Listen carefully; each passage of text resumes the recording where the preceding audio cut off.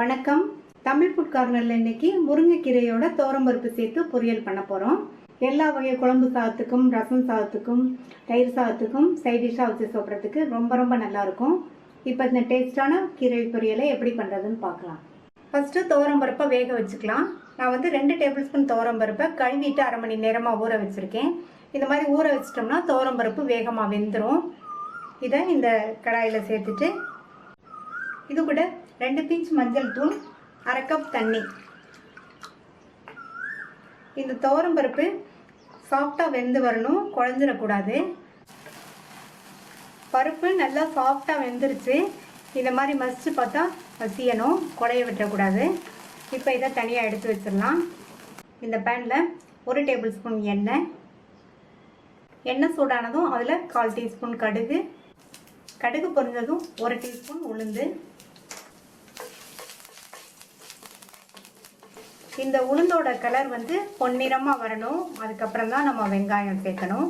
இப்போது 1/2 கப் அளவுக்கு பொடியாக கட் பண்ண வெங்காயம். நான் சின்ன வெங்காயம் சேர்த்துருக்கேன். உங்கள்கிட்ட எந்த வெங்காயம் இருக்கோ அதை சேர்த்துக்கங்க. இது கூட ஒரு கீரின பச்சை மிளகாய், 2 கட் பண்ண காஞ்ச மிளகாய், 4 ஸ்லைஸ் பண்ண பூண்டு. எல்லாத்தையும் ஒரு 1/2 நிமிஷம் போல் வதக்கி விட்டால் போதும். வெங்காயம் ரொம்ப வதங்க வேண்டியதில்லை.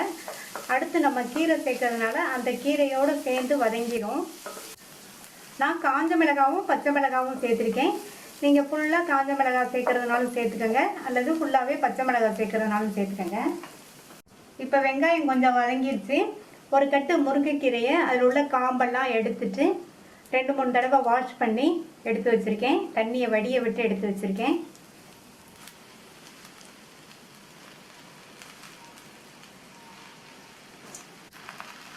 இப்போ இந்த கீரையை நல்லா வதக்கி விட்டுக்கலாம். இப்போ கீரையோட அளவு அதிகமாக இருக்கிற மாதிரி தெரியும். கொஞ்சம் நேரம் வதங்கிடுச்சுன்னா அளவு குறைஞ்சி வந்துடும். இப்போ கீரையை நல்லா வதக்கி விட்டாச்சு.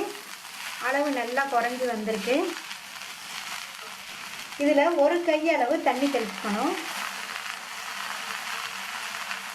இந்த மாதிரி தண்ணி தெளிச்சுட்டு நம்ம கீரையை வேக வச்சோம்னா கீரை நல்லா சாஃப்டாக வெந்துடும். கீரை நல்லா இளங்கீரையாக இருந்ததுனால இந்த அளவு தண்ணி போதும். ஒவ்வொரு கீரை இன்னும் கொஞ்சம் ஹார்டாக முத்தலாக இருக்கும். அந்த மாதிரி இருந்ததுன்னா நீங்கள் 2 கையளவு தண்ணி தெளிச்சுக்கோங்க. கீரைக்கு இப்போ உப்பு சேர்க்கக்கூடாது. 3/4 பங்கு வெந்ததுக்கப்புறமா உப்பு சேர்த்துக்கலாம். அதே மாதிரி கீரை வேகும்போது மூடி போடக்கூடாது, ஓப்பன்லேயே வேகட்டும். இப்போ 4-5 நிமிஷம் ஆச்சு. கீரை 3/4 பங்கு அளவுக்கு வெந்திருக்கு. முருங்கைக்கீரையை ரொம்ப நம்ம வேக விடக்கூடாது. அந்த மாதிரி வேக விட்டோம்னா கீரையோட கலரும் மாறிடும், டேஸ்ட்டும் நல்லா இருக்காது. இப்போது இந்த கீரைக்கு தேவையான அளவு உப்பு சேர்த்துக்கலாம். உப்பு சேர்த்துட்டு நல்லா மிக்ஸ் பண்ணி விட்டுட்டு இது இன்னும் 1 நிமிஷம் மட்டும் இருக்கட்டும்.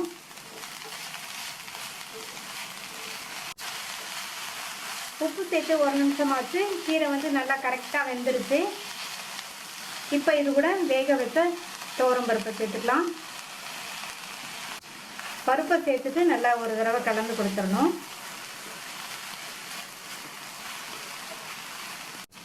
இப்போ 1/2 டீஸ்பூன் சீரகத்தை நல்லா உள்ளங்கையில் வச்சு இந்த மாதிரி கசக்கி சேர்த்துக்கணும்.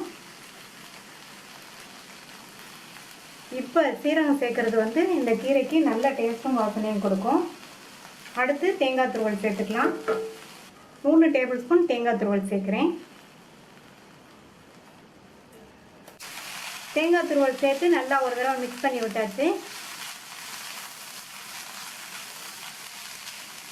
நம்ம துவரம்பருப்பு சேர்த்துருக்கிறதுனால தேங்காய் துருவல் சேர்க்காமையே இந்த கீரை டேஸ்ட் ரொம்ப நல்லாயிருக்கும். சப்போஸ் நீங்கள் தேங்காய் துருவல் வேண்டான்னு நினச்சிங்கன்னா ஸ்கிப் பண்ணிடலாம்.